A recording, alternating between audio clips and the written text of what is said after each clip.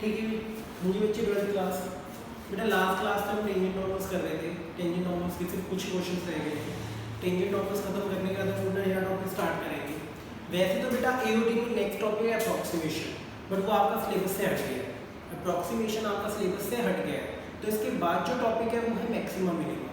पहले मैं आपको टेंजेंट नॉर्मल के लास्ट के कुछ क्वेश्चन करा रहा हूँ जो बच रहे थे, उसके बाद बेटा मैक्सिमम मिनिमम का इंट्रोडक्शन देते हैं। देखो तो क्वेश्चन नंबर 21 टेंजेंट नॉर्मल है बेटा 6.3 चल रही है। टॉपिक का नाम है टेंजेंट एंड नॉर्मल्स। ठीक है जी। Question is find the equation of the normal to the curve. Find equation of normal, हमें निकालनी है equation of normal to the curve. Curve क्या है? y is equal to x cube plus 2x plus 6। ठीक है, which are parallel to the line, which is parallel to line x plus 14y plus 4 is equal to 0। तो ये देखो कहना क्या चाहते हैं, वो कहना कुछ ऐसे चाहता है बच्चे। उसने कहा आप ऐसी नॉर्मल की इक्वेशन निकालो। ये नॉर्मल किस कर्व पे है? इस पे। और ये नॉर्मल किसके पैरेलल है? इस लाइन के। तो अगर मुझे इक्वेशन ऑफ नॉर्मल निकालनी है तो मेरे पास क्या क्या होना चाहिए? मेरे पास एक पॉइंट होना चाहिए, और दूसरी बात मेरे पास नॉर्मल की स्लोप होनी चाहिए। ठीक है, तो अगर मैं फाइंड आउट करना चाहता हूं इक्वेशन ऑफ नॉर्मल, तो उसके लिए मेरे पास होना चाहिए y1 x1 और minus dx by dy। It means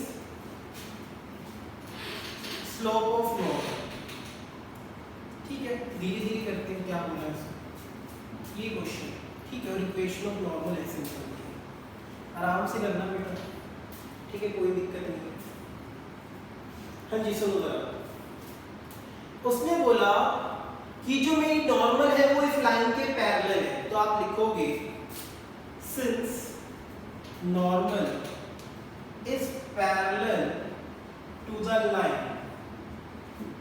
the line x plus 14y plus 4 is equal to 0। तो स्लोप ऑफ नॉर्मल किसके इक्वल होगा? स्लोप ऑफ नॉर्मल इक्वल होगा स्लोप ऑफ द लाइन के। Slope of the line. अब slope of normal तो मुझे नहीं पता, पर स्लोप ऑफ नॉर्मल को हम किससे लिखते हैं? माइनस dx by dy से। Minus dx by dy। Slope of the line कैसे निकलता है? ब्रैकेट में लिख देता हूँ, स्लोप ऑफ द लाइन निकलता है माइनस a by b से। कैसे निकलता है? Minus a by b। It means minus 1 by 40। तो माइनस 1 by 40। तो आपके पास क्या आ गई? Slope of normal. क्या आ गई बेटा? Slope of normal. चलो स्लोप तो आ गई, अब पॉइंट भी तो बताना है भाई। मुझे dx by dy नहीं पता, मैं dx by dy निकाल लेता हूँ। कर्व क्या है मेरी? कर्व है मेरी y is equal to x cube plus 2x plus 6। इसे इक्वेशन 1 मान के छोड़ दो। यहाँ से मैं निकालता हूँ dy by dx। dy by dx आएगा 3x square plus 2। और मुझे क्या चाहिए? Minus dx by dy। तो इसका नेगेटिव रेसिप्रोकल कर लो, तो माइनस dx by dy होगा 1 upon minus 1 upon 3x square plus 2। ठीक है, माइनस dx by dy इसके इक्वल है, माइनस dx by dy इसके इक्वल है। तो from equation 1 and 2 this is minus 1 by 14 and this is minus 1 by 3x square plus 2। Minus से minus cancel out, ये इधर 3x square plus 2 is equal to 14। 2 उधर जाके minus 3x square is equal to 12, x square is equal to 4। तो x कितना आ गया? Plus minus 2। तो अगर x 2 है तो y कितना आएगा? यहाँ पुट करो, y is equal to 2 cube plus 2 into 2 plus 6। 2 का क्यूब 8, 4 प्लस 6। This is 80। कितना आ गया? 80। तो एक पॉइंट मेरे पास आ गया x, 2, 80। और अगर मैं x को माइनस 2 पुट करूँ, ठीक है, अगर मैं x को -2 पुट करूँ और यहाँ पे डाल दो तो ये क्या हो जाएगा y is equal to minus two का cube, 2 into minus two plus six, minus eight minus four plus six, minus eight minus four minus 12 plus six is minus six. तो एक पॉइंट आ गया माइनस टू माइनस सिक्स। ये तो points आ गए। ये points कौन से हैं? ये पॉइंट उस कर्व पे हैं जहाँ पे जो स्लोप बनाई गई है वो किसके पैरेलल है? इसके। अब आपके पास पॉइंट भी और स्लोप भी है, या तो इसको x1 y1 मान लो या इसको x2 x1 y1, तो दोनों को मान लेते हैं। यहाँ से इक्वेशन ऑफ नॉर्मल क्या निकलेगी? अगर मैं इसको x1 y1 मान तो इक्वेशन ऑफ नॉर्मल निकलेगी y minus y1 x minus x1 is equal to minus dx by dy। तो y minus y1 y minus 18 x minus 2 is equal to minus 1 by 14, minus 1 by 14 cross multiply 14y multiply by 14 into 18 180 8 चौक 32 40 72, तो ये आ जाएगा 2 8 8 16 252 250 is equal to minus x plus 2। एक equation ये आ जाएगी। और अगर मैं इसको x1 y1 मान तो इक्वेशन ऑफ नॉर्मल कैसे आएगी? तो इक्वेशन ऑफ नॉर्मल आएगी y minus y1 y minus y1 y1 is minus 6 तो plus 6 x minus x1 plus 2, तो स्लोप क्या है? minus 1 by 14, तो ये हो गया 14 by 6 24 6 6 minus 2 plus का 84 minus x minus 2, तो एक इक्वेशन यहाँ से आ जाएगी। ठीक है जी, तो या तो ये है मेरी इक्वेशन ऑफ नॉर्मल या फिर वो है। ठीक है जी, इतना उतार लो बेटा। तो मेरे पास दो नॉर्मल की इक्वेशन आ गई। उतार लो बेटा इसको अच्छे से एक बार, फिर इसको रब कर को होपफुली सबको नजर आ रहा है। ठीक है, देखो बेटा आगे जरा,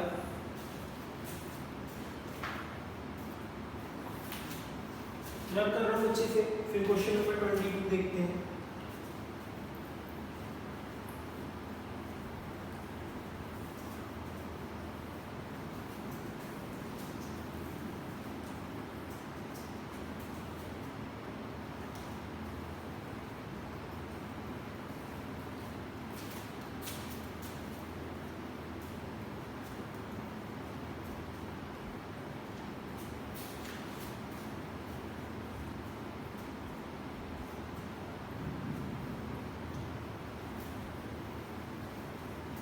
जी अच्छे देखते हैं आगे बेटा। क्वेश्चन नंबर 22, क्वेश्चन है बच्चे find the equation of tangent and normal. तो हमें equation of tangent and normal दोनों निकालनी है। ठीक है, ये दोनों फाइंड आउट करते हैं। ठीक है, टू द पैराबोला, कर्व क्या दे रखी है आपको? Parabola y square is equal to 4ax। ये कर्व दे रखी है एट द पॉइंट, और पॉइंट क्या दे रखा है? 80 स्क्वायर 280। कितना आसान है भाई, x1 y1 गिवन है, x1 y1 गिवन है आपको, और आपको क्या निकालना है? Equation of tangent and equation of normal. तो इक्वेशन ऑफ टेंजेंट कैसे निकलती है? इक्वेशन ऑफ टेंजेंट निकलती है y minus y1 upon x minus x1 is equal to dy by dx। और इक्वेशन ऑफ नॉर्मल निकलती है y minus y1 upon x minus x1 minus dx by dy। तो भाई x1 y1 तो है मेरे पास, चाहिए क्या? dy by dx और minus dx by dy। तो निकाल लेते हैं बेटा। y क्या दे रखा था? y square is equal to 4x। तो ये याद रखना, अगर आप डायरेक्ट निकालोगे ना तो ये आ जाएगा 2y dy by dx, एक y बच जाएगा। आप क्या करो? इस स्क्वायर को उधर ले लो, तो ये हो जाएगा 2 root ax। ठीक है, 2 root ax। अब इसको ऐसे लिख सकते हो 2 root a root x। अब derivative low, dy by dx क्या होगा? 2 root a तो कांस्टेंट है, और root x का डेरिवेटिव क्या होता है? 1 by 2 root x। 2 से 2 कट गया, तो dy by dx क्या आ गया? Under root a by x। ये तो आया dy by dx। तो बेटा माइनस dx by dy कितना होगा? माइनस dx by dy होगा minus root x by a। ठीक है, इसका नेगेटिव ऐसे ग्रुप कर, किस पॉइंट पे निकालना था, x1 y1। तो dy by dx at 80 square, 280। तो बेटा x की जगह पुट कर दो 80 square, a by 80 square, a से कट गया, ये क्या आ गया 1 by t स्क्वायर से भी कट गया ना, तो आपका dy by dx क्या आ गया 1 by t। ऐसे ही बेटा माइनस dx by dy कहाँ निकालना है, एट 80 स्क्वायर या 280। तो बेटा x की जगह पुट कर दो 80 स्क्वायर, a से कट गया, आ गया माइनस t, तो हमारे पास माइनस dx by dy आ गया। बेटा आपने dy by dx निकाल लिया, माइनस dx by dy निकाल लिया। अब equation of tangent and normal निकालते हैं। तो देखो बेटा जरा, y minus y1, y1 is 280, x minus x1, x1 is 80 square, dy by dx कितना आया है 1 by t, क्रॉस मल्टीप्लाई, तो ये हो जाएगा y t minus 280 square x minus 80 square, minus 280 square हो जाएगा प्लस हो जाएगा, और x इधर आके माइनस, तो ये आ जाएगा 80 स्क्वायर। कितना आ जाएगा बेटा y t minus x equal to 80 square, ये आ गई इक्वेशन ऑफ टेंजेंट। ऐसे अगर इक्वेशन ऑफ नॉर्मल निकाले तो y minus y1, y1 is 280, x minus x1 80 square, minus dx by dy कितना था minus t, cross multiply, y minus 280 minus tx plus 80, ये आ गई बेटा इक्वेशन ऑफ नॉर्मल। तो बच्चे ये है इक्वेशन ऑफ टेंजेंट, ये है इक्वेशन ऑफ नॉर्मल। ये था आपका क्वेश्चन नंबर 22, इतना नोट डाउन कर लो बेटा। हाँ जी बच्चे इतना नोट डाउन कर लो, फिर आगे करा दो।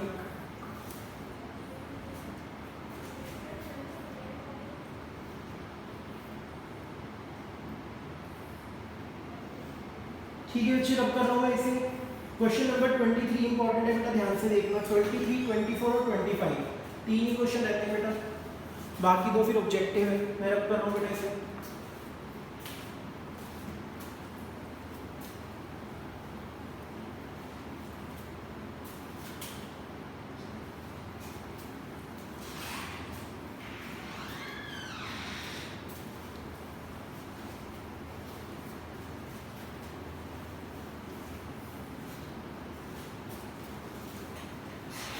देखो अच्छा आएगा question number 23, prove that the curve, question पूरा लिखूंगा ये वाला क्वेश्चन है, प्रूव दैट द कर्व